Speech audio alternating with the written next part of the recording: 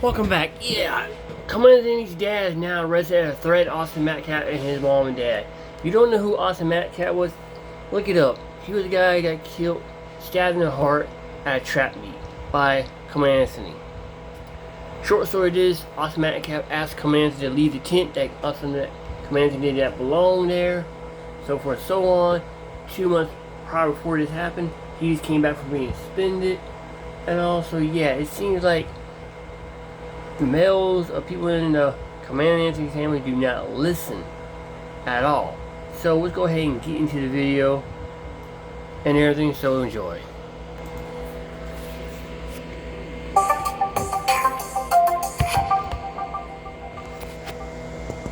What's up, this squad? Back with another video. I seen the titles going down. Make sure you hit the like button, hit that subscribe button for me, please. Y'all see it right here. See, I got it right here. I don't know if a lot of y'all saw, but Carmelo Anthony's mother and father basically said, you know, for them to have mercy on her son. I know a lot of y'all have seen this, but some have, you know, that didn't. I want y'all to check this out before we get into his mother recounts the moment she addressed the jury and made her plea to them during the sentencing phase. To have mercy on my son. You asked the jury to have mercy on your son. You was not even at the trial yourself. The final trial, you was not even there. They tell the jury right there, you did not give two shits about your son. You don't care about the fucking money y'all was getting off your son. Stop trying to fucking act like you care for your son. You only wanted the money that's coming from the trial on your son. End of discussion. Goddamn sorry ass piece of shit parents.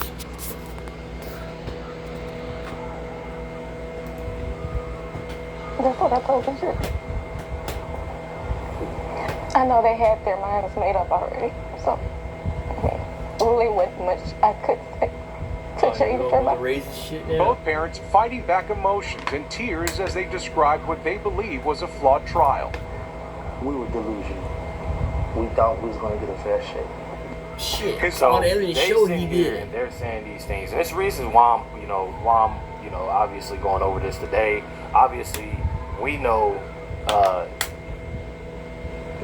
What if I told you that to make it make more sense, you know, and I'm gonna play a video of Austin Metcalf's dad, you know, Jeff, basically explaining and saying, you know, that Carmelo Anthony's parents they wasn't even in, you know, the courtroom most of the time, you know, but they're asking, you know, to have mercy. And now, you know, as we get more into this video, they're wanting to do everything over, you know, within Carmelo. I find it sickening, and I find it sickening because at the end of the day, we have to start teaching, you know, our youth. We have to start doing better, you know, as parents, as you know, role models, you know, as you know, leaders. If you consider yourself, you know, to do better, you know, to take that accountability, to more so,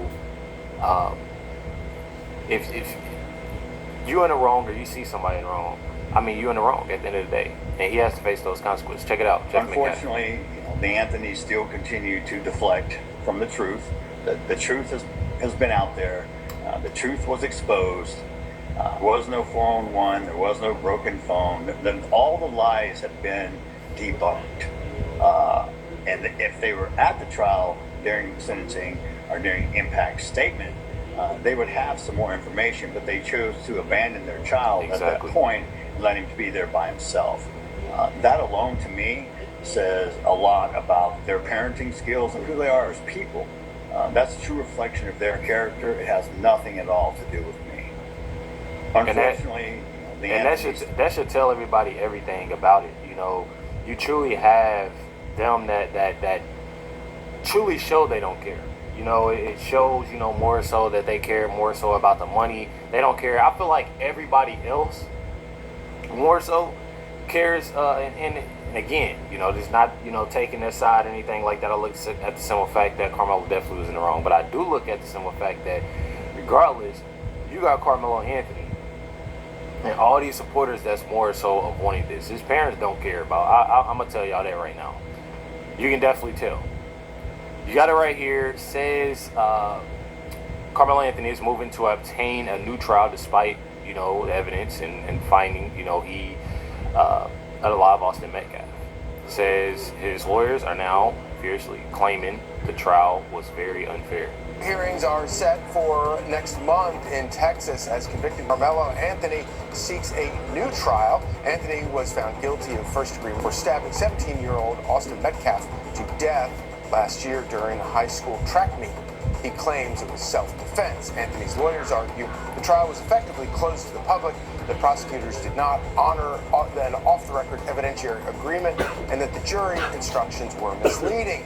They also say the original judge was biased. Let me tell y'all something. Everything within this case, it was one. I feel like within this case, this was an open and closed case.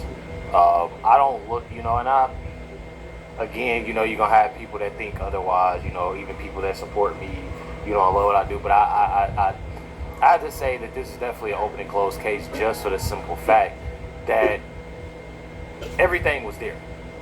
Everything was there. There was multiple witnesses, and I didn't see him getting out of this at all.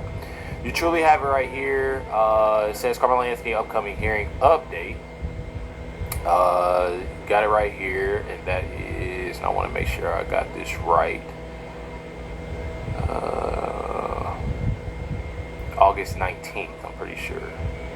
Or, okay. August 20th.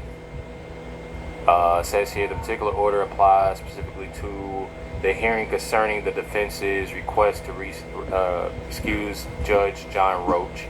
It does not establish the same overflow room arrangement for the separate motion for the new trial hearing scheduled for August 20th. And you have more down here.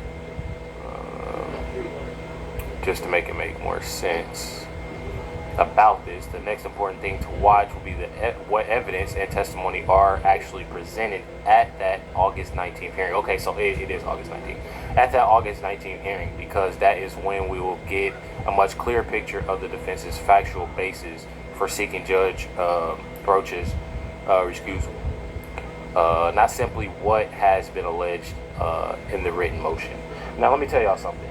Me personally, I look at the simple fact that I don't feel it was. I feel like this is more so they're trying to make it more so a race thing. I feel like it, regardless, even if it were, and this is me just being real, even if it were, you putting let's say most black jurors on there, and it would have had, and again, I truly believe being a person, I know that we're all different, but just being a human being and being real, even though this is, they say this is first offense and this, that, and the other, I feel like going to the extreme of what Karmelo did, I don't see that it would be a difference. If you have me personally, and I don't see that it'd be difference of the way that people would be acting as well. So I don't know, kind of iffy about that. You have right here Sean Kent, Rick Chow's lawyer, shares insight into the Karmelo Anthony's case and why it was shocking that Karmelo Anthony never took the stand. It's Brandon Tatum that actually posted this, having this interview with him. Check it out. Him not testifying, Brandon, is weird to me. In a self-defense case, where I come from, and I've tried a bunch of cases, he is a young kid who is supposedly very smart, very articulate, good-looking kid, small in stature. My two issues with watching that trial again, this is not a whodunit. He did it. He took a human life. This is Texas. And they will forgive a lot of stuff in Texas, but you need to look him in the eye and explain, why did you feel you had to do it? Why do you have a knife? Answer the question no one wants to think about. Bro, why you got a knife in your bag? Right. I've never heard an answer to that question. Bro, why you got a knife? Get on the stand and tell people, look, I've been bullied, I've been threatened, I am scared. Something to humanize yourself, and I don't understand. And I did a post about it earlier, and I guess sometimes, the reason we don't put people on the stands, people ask me, why don't you put your client on the stand? One, if I can get their story out without them subject to cross-examination, I'm gonna get in. Rick Chow is a perfect example. Remember I told you that statement. We got Rick Chow's statement out and he didn't have to testify. I know Rick has very broken English. Yes. And so I'm like, Rick, and he He was offended. He's just like, I want to testify. I'm like, you would be a witness. Why? Because you have trouble with the letter R. Like I was like, that's true. That's true. Was it his son that testified? It was his son. It wasn't good because his English wasn't as good. He seemed to be hesitant on the responses, which made his credibility look bad. Even though it probably he wasn't hesitant. It's just that he probably trying to think through the English way to articulate this, and it did not look good for him. And I was like, God dang! I mean, if his story wasn't a story, this would look bad for him. So I look at the simple fact that simple. I feel as if even if he did take the stand, even if regardless of him trying to defend himself, it would have probably gave a better look, I feel. I don't know about y'all, but I definitely feel it gave a better, I don't want to, you say the wrong words, not a better look, but it'll give us more understanding on his point of view, why he did what he did, and I don't know. I don't know why I would like. I just like a lot of information, I guess you can say. But I look at it still that regardless of him even doing that, it doesn't help his case seeing on what he did and how he did it. Him reaching in his bag, him pulling it out, things of that sort. So regardless, I look at the simple fact. Regardless,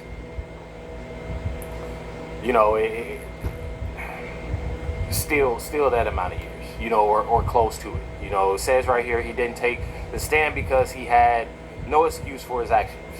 And it's true. He really didn't have an excuse for his actions. You truly have it right here, and he's been in trouble before. I'm in shock because it's like I wouldn't expect that from him. I only know him fighting and stuff, but... So if you truly have, people already saying they know him for fighting, they know him, for this, it truly doesn't help his case. You didn't have teachers that came up there and speak. He didn't have, people that worked with him, any managers, any family. He didn't have none of that actually can speak on his behalf, seeing on what he did and how he did it. And again, regardless of that, he did what he did, and he has to face those consequences at the end of the day. And that's it. That's all. That's how I look at it. You have it right here. It says, Eddie Ross says Karmelo Anthony's situation is not about race. I feel like so many people made it about race. Justly, just, being real about it, people doing this regardless of, whatever color, who's, regardless of it, I look at it as it got to stop.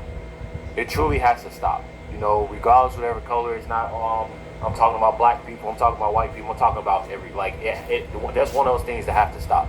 People have to come together. I said it yesterday that, it's definitely more things that, we have to worry about, that we are worrying about, bigger things. I do feel like when it comes down to race, it is one of them.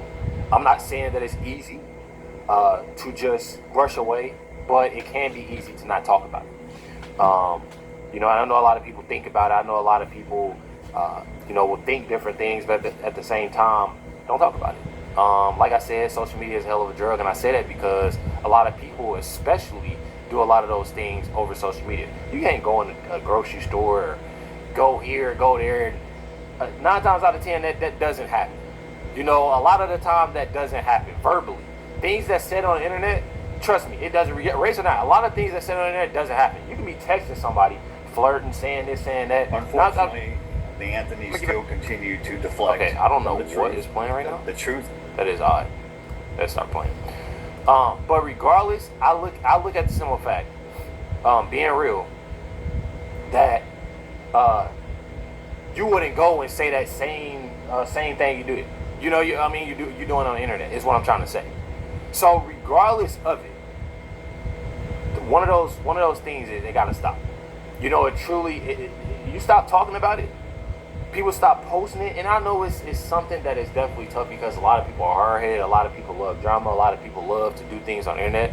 But I'm telling y'all, and being real, honestly, if this was if social media wasn't this strong, and it wasn't Instagram, and it wasn't X, and it wasn't this, and it wasn't that. I'm not trying to say this is an excuse by all means, but like I said, social media is pretty strong.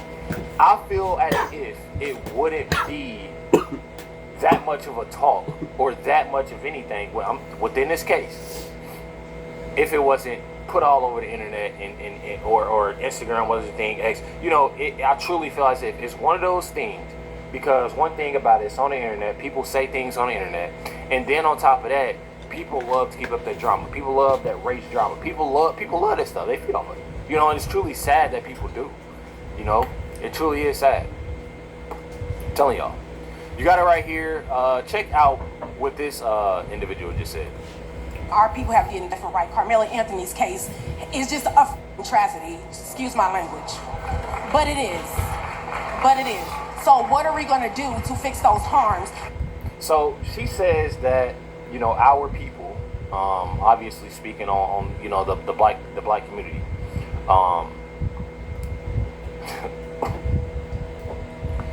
and she brings up the Karmelo Anthony case. Karmelo Anthony, if I'm not mistaken, is still alive, for one. For two, why is it every time that I find it very interesting.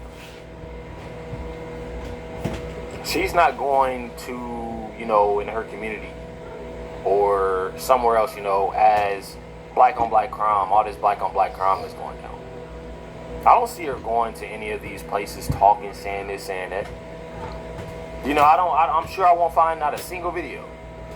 But you do see a video of her speaking to a white man about black people that are literally, as she's saying, unalive by white people.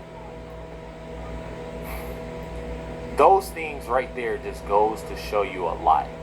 It truly goes to show you a lot, that as long as these parents continue to feed these kids and these young adults, their daughters, their sons, all this BS, it would keep up. And that's why I get on here and I try my best. I try my best, and it's not that I'm all for this group of people, I'm all for this group of people. It's right or wrong. Regardless, it's right or wrong. If you're that type of person and you like that race drama and you like this, I don't support that. I don't support that at all. Support right or wrong. And Karmelo Anthony wasn't wrong with that. There's no way she should be saying that.